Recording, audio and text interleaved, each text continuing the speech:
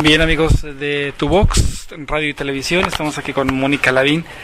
Doble filo, Mónica, aquí para la FIL 2014.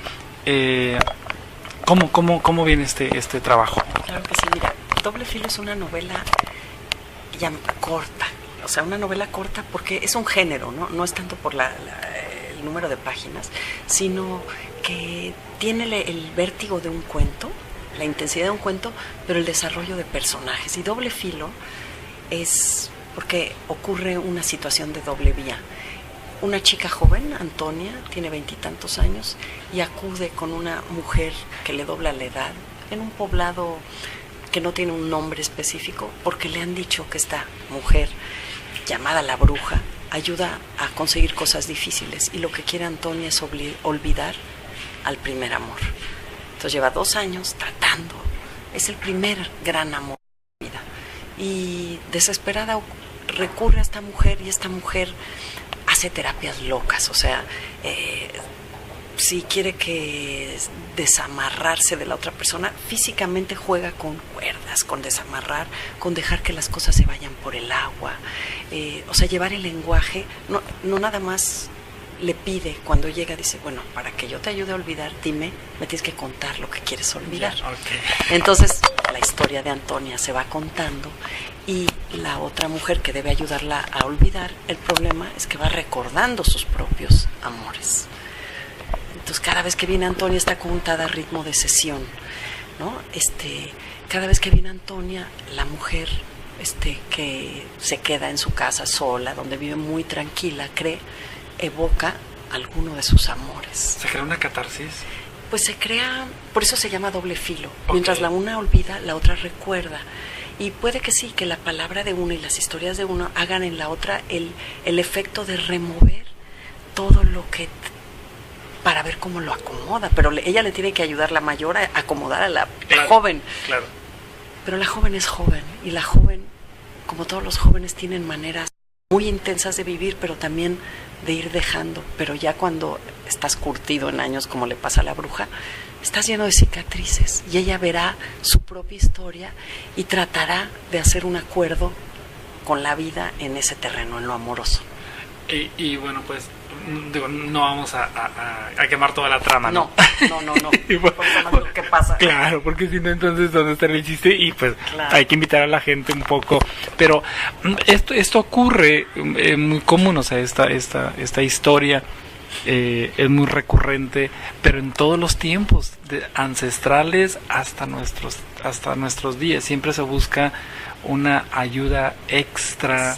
O la gente cree que necesita cuando en realidad, bueno, no sé tu manera de pensar, Mónica, pero cuando dentro de nuestro propio interior encuentras todos los para casi autocurarte, para autosanarte, para, o sea, tú pero mismo sabes podrías... que es importante elaborar nuestras historias y ahí okay, lo hagas con alguien o lo hagas en soledad, necesitas poner en palabras. Okay. Y cuando pones en palabras, porque cuentas o porque escribes en tu diario, claro. Estás ordenando tus emociones, estás sacándolas, ¿no? Están en papel. Sí, o sea, lo que empiezas a poner en palabras produce un efecto, yo creo que sí, de curación. Creo que la palabra, el hacer, porque inmediatamente estás haciendo que eso, que es un revoltijo de emociones, se sosiegue, tenga un orden y tenga la luz que también tenía aquello que ahora a lo mejor solo ves como oscuridad. Entonces yo le quiero dar ese peso a la palabra, bueno, tanto porque yo escribo y como lo que hace la llamada bruja, que es pedirle que cuente, okay, que cuente, que ponga en palabras su historia, y eso va haciendo un efecto en una.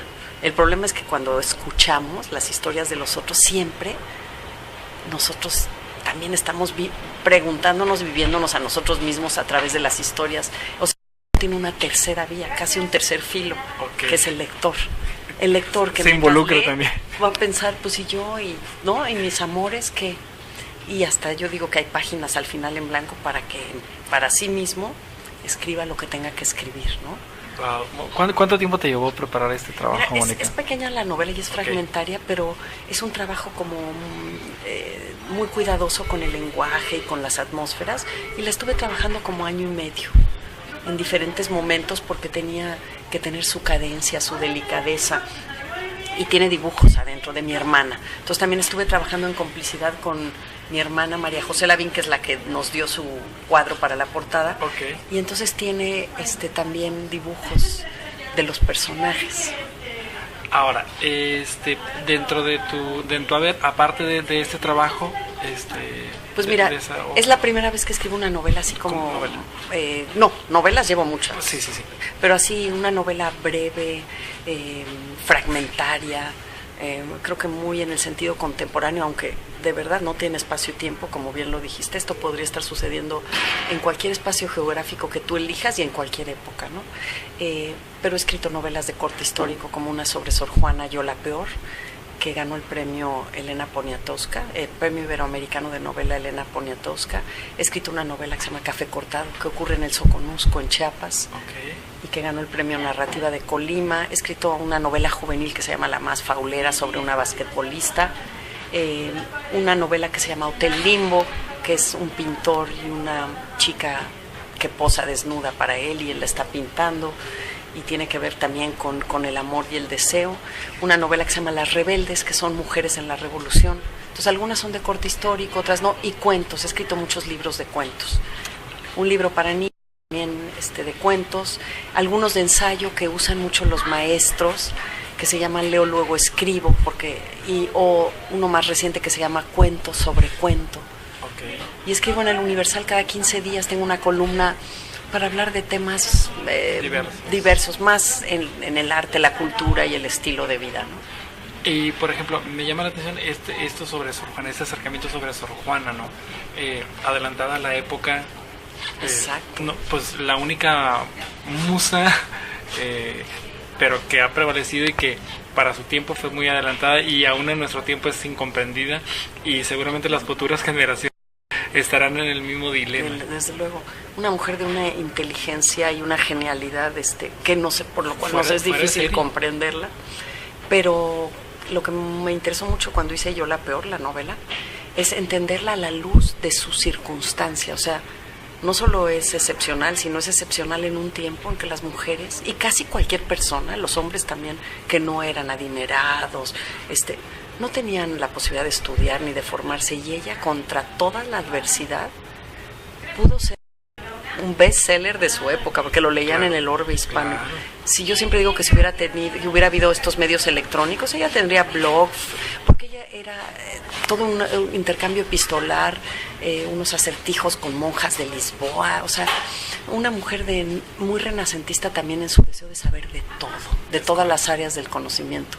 Entonces yo creo que es fascinante, y a mí me fascinó de conocerla a través de las mujeres que la acompañaron en su vida. Okay. Las reales y las posibles, o sea, desde su hermana, su mamá, su abuela, las virreinas, que son las reales, a las que seguramente existieron pero no sabemos sus nombres, como las esclavas que estaban en palacio, otras cortesanas, otras monjas que también escribían, ella no era la única. Entonces encontrar cómo Sor Juana tiene una luz y también es una persona, no nada más es el ícono inalcanzable, sino también es una mujer que toma decisiones cuando hay que tomarlas, que se duele, que le gusta el poder, también la persona, lo humano, ¿no? Históricamente se siguen haciendo descubrimientos de Sor Juana. Esa es la maravilla. Sí, Sor Juana no increíble. Para. Hay un monseñor aquí en Monterrey que ya falleció, monseñor Aureliano Tapia, que justamente hizo un libro, Las Cartas de Sor Juana. Sí. Él se fue a investigar a alguna parte y encontró documentos valiosísimos que no se conocían de Sor Juana. Sí. No, y nos va a seguir dando sorpresas. Yo de repente digo, por ejemplo, en la novela yo invento porque nunca se han encontrado las cartas con la virreina María Luisa Manrique. Y un día a lo mejor se encuentran, ¿no? Sí, a lo mejor están por ahí y alguien las encuentra. Nos sigue pareciendo misteriosa y fascinante. Yo, a pesar de haber escrito la novela que te da un método de acercamiento y te da como una cosa como muy cálida con el personaje porque lo ves en varios momentos, siento que Sor Juana es inevitable, que yo todo lo que sale sobre ella quiero estar enterada, me dejó sed.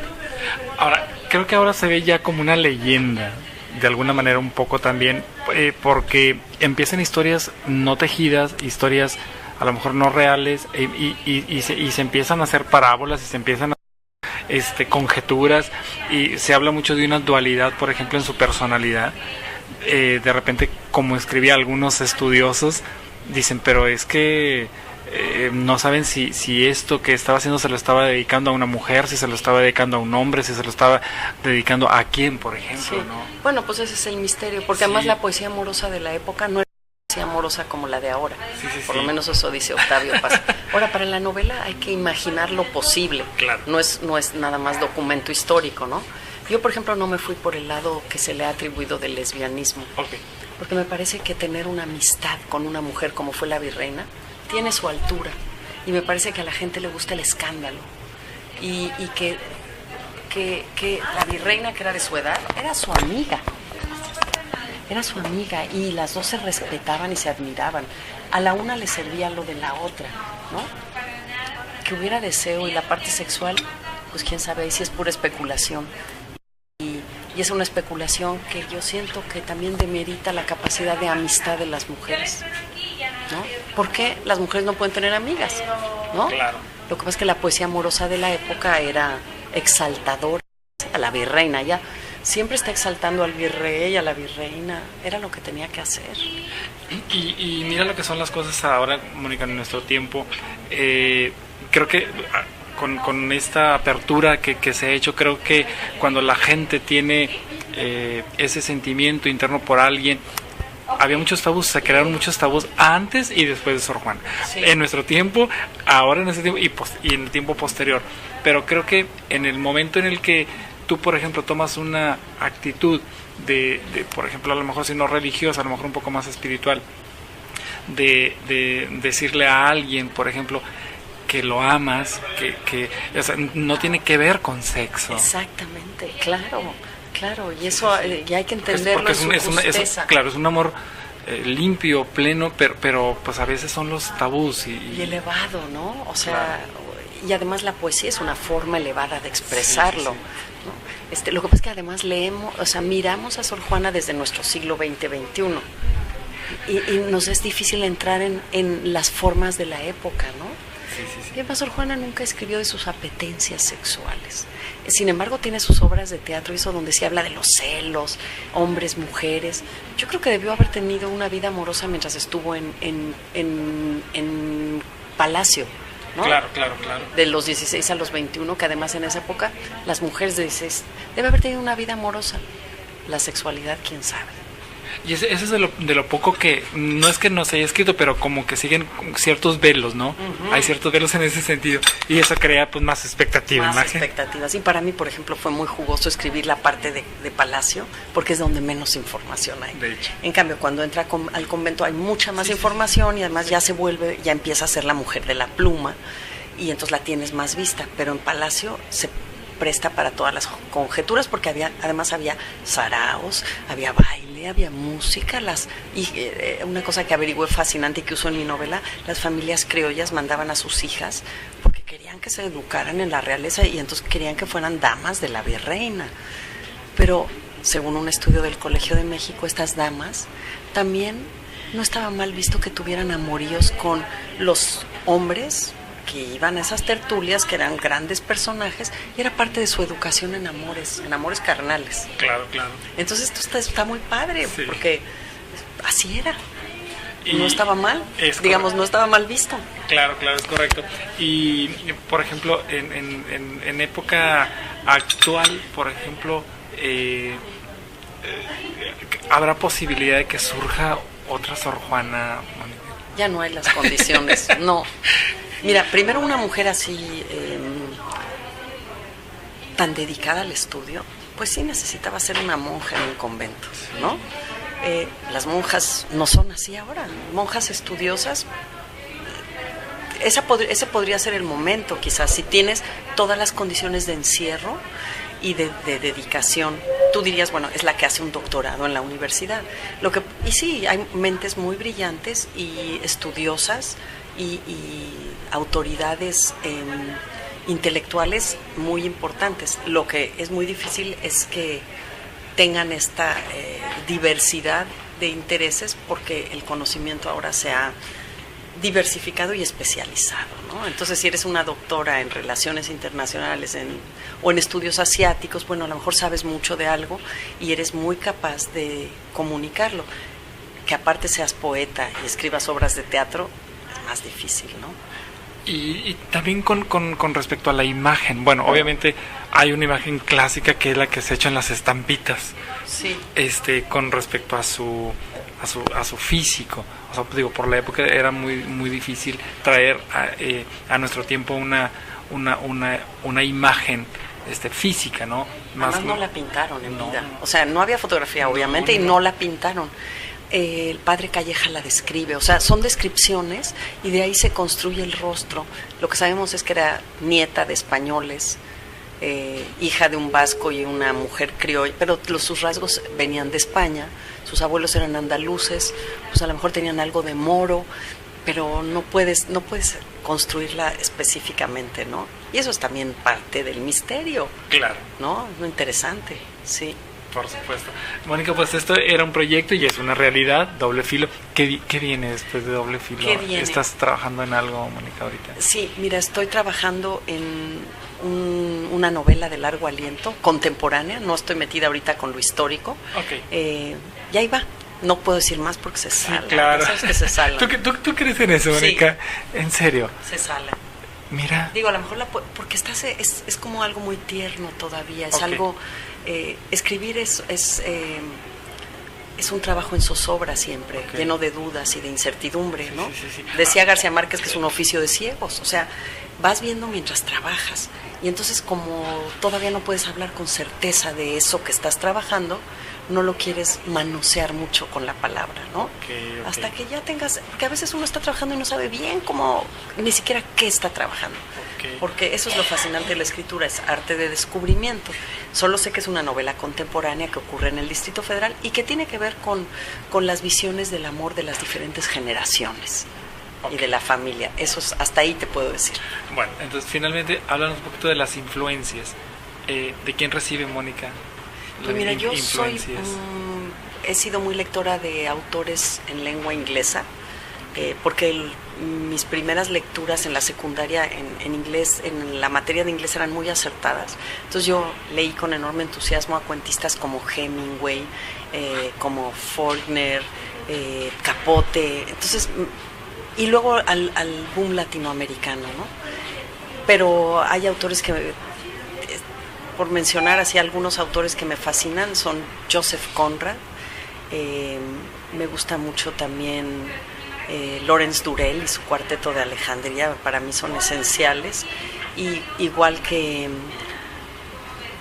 Fortunata y Jacinta de Pérez Galdós, para mí fue una novela reveladora de la capacidad de construir un mundo con espacio, tiempo y todos los detalles, y la conducta de dos mujeres, de Fortunata y Jacinta, espectacular.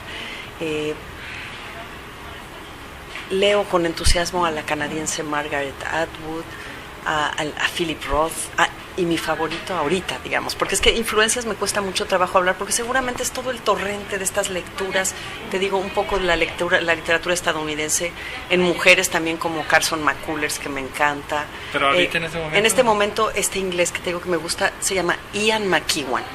Es el que escribió una novela que llevaron al cine, que se llamaba Atonement, Expiación, una novela sensacional, y ya tiene Sábado, Amor Perdurable, todas sus novelas me entusiasman. Es un autor que me gusta muchísimo, igual que Coetzee, el sudafricano, que es duro, así, tremendo, pero Ian McEwan lo voy siguiendo, ya estoy esperando la siguiente novela. Me gustan mucho las novelas que tienen que ver con la parte oscura del ser humano, y este tipo de autores saca a relucir eso. ¿Y en el caso de los autores mexicanos? De los autores mexicanos... Vamos a ver los clásicos que, bueno, ya sabes que tenemos... Sí, bueno, pues, o sea, de Rulfo, todos traemos a Rulfo aquí detrás. Elena Garro me parece sensacional. Wow. Y Inés Arredondo como cuentista, maravillosa. Y leo con gusto autores contemporáneos como Hernán Lara Zavala, Ana García Bergua, que me fascina su manejo del humor, o Enrique Serna, o Rosa Beltrán, que es brillante, es muy inteligente y siempre va más adelante que nosotros en los autores. Yo creo que hay muchos autores muy interesantes ahorita en el México contemporáneo. Eduardo Antonio Parra, que estuvo muchos años aquí, y David Toscana, son autores que me gustan muchísimo. Yo he hecho antologías de cuentos y entonces he estado también atento a quienes... escritores muy jóvenes, bueno, Álvaro Enrique, que ganó ahorita el premio Poniatowska, él me fascina. Valeria Luiselli, su mujer, me parece uno de los talentos jóvenes más llamativos, y una larga lista, un gran semillero, porque fíjate, yo creo que todo el sistema de estímulos del CONACULTA, del Fondo Nacional para la Cultura y las Artes, está rindiendo frutos, igual que la Fundación Mexicana para las Letras, que es para autores menores de 30 años, que selecciona muy pocos de los candidatos, son apoyados durante un año con tutores, y de ahí han salido plumas extraordinarias. Muy bien, muy bien. A través de Tuvox estamos llegando a jóvenes, porque es Tuvox Televisión y Radio por Internet. ¿Qué mensaje les darías? A lo mejor hay algunos jóvenes que nos están escuchando y que a lo mejor quisieran dedicarse a esto. Ya con tu experiencia, finalmente, ¿qué podrías dejarles? Bueno, si se quieren dedicar, que se dediquen primero, ¿no? O sea, que hagan un compromiso consigo mismos y digan, yo quiero ser escritor. Bueno, ¿cómo le hago para ser escritor? Tengo que escribir, a lo mejor voy a talleres, a lo mejor termino una novela, me arriesgo y concurso, me arriesgo y la llevo. Escribir es estar en riesgo y exponerse. Pero si de verdad lo que tú amas, la historia y amas las palabras, lo tienes que hacer, tienes que buscar. Es un camino de por vida. La maravilla es que nunca se jubila uno, ¿no? Digo, no es que se te acaben las ideas, esa sería la tragedia, ¿no? O la memoria, que sería la gran tragedia. Pero mientras no, yo creo que escribir hay que hacerlo con paciencia, con dedicación, pero con convicción, ¿no? Con deseo. Yo creo que me gusta lo que dice Vargas Llosa. Escribir es una pasión profesionalizada. Que profesionalicen la pasión. Perfectamente, pues muchísimas gracias, Mónica, te agradecemos y que sigan los éxitos. Gracias.